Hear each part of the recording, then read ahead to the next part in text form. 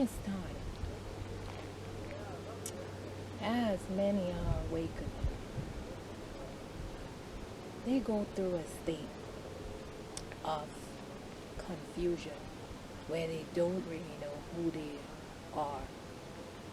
As you're going through that catalyst stage, you're going through that dark night of the soul. Everything you were once told about your previous self, for example, okay, you're a child, you go to school, you learn, you study, you get a job, go do it, and everything becomes just a pattern. And then you just live, you get married, you have kids, and you die, and that's all there is to it. You even have certain descriptions of yourself. We could go into so many. You're white, you're black, you're Caucasian, you're Asian, you know, so many different things. Or, as we call identity, you're a doctor, you're a lawyer, you know, you're a kind person, you're like this joyful person, even to describe your personality traits.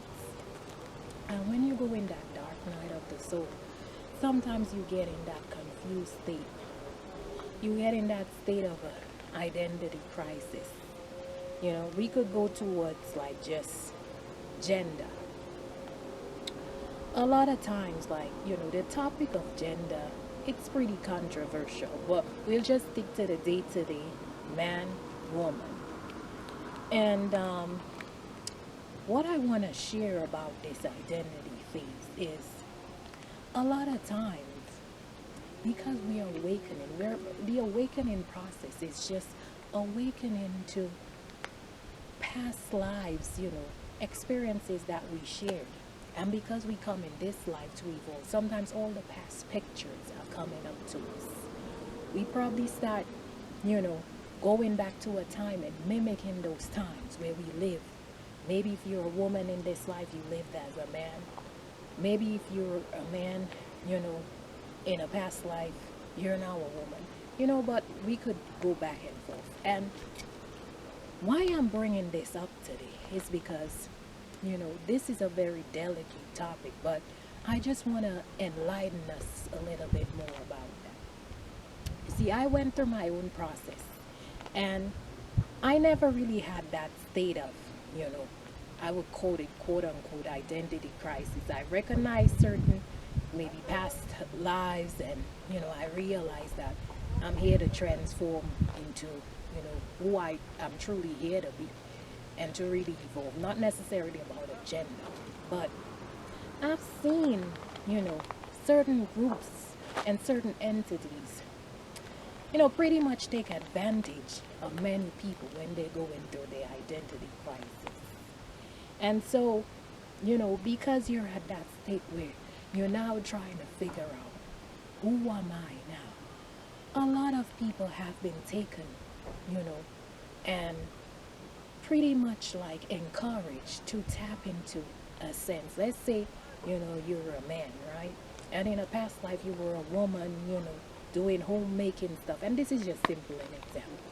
And all of a sudden in this life, you probably go to someone who's a certain entity type, corporation, whatever you want to call it. And you share your certain pictures that you've seen and experiences.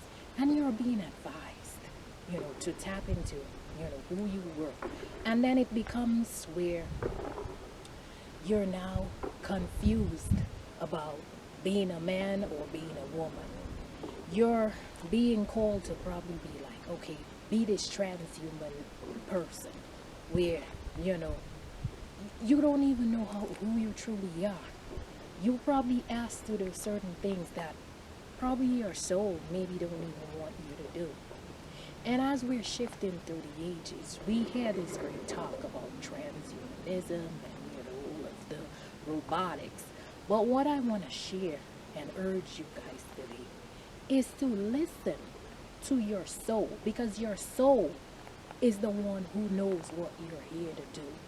Don't listen to other people who try to tell you like, okay, this is my process and how I went through it, because a great part of who we are You know, if we look through, or historical texts or wherever we turn to for meanings in our life, we'll see that there's this great notion that we're all have an essence of divine feminine and masculine. Now, that don't so much have to do with how we choose to act as a person. It's just the essence.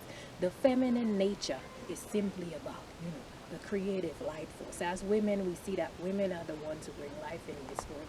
Whatever creative skills you are, and the feminine essence is pretty much so important in the co-creation stage as new earths evolve.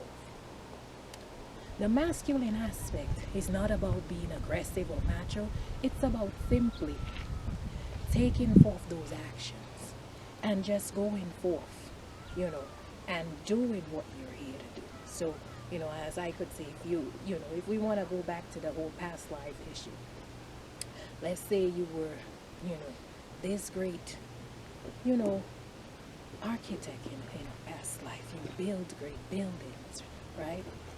And you are a man. Now you being a woman in this life, you know, you're seeing that you could do this. You don't necessarily have to start acting like a man or being a man in this life. You could still, be your womanly self, nurturer, and be the builder. You don't have to depict.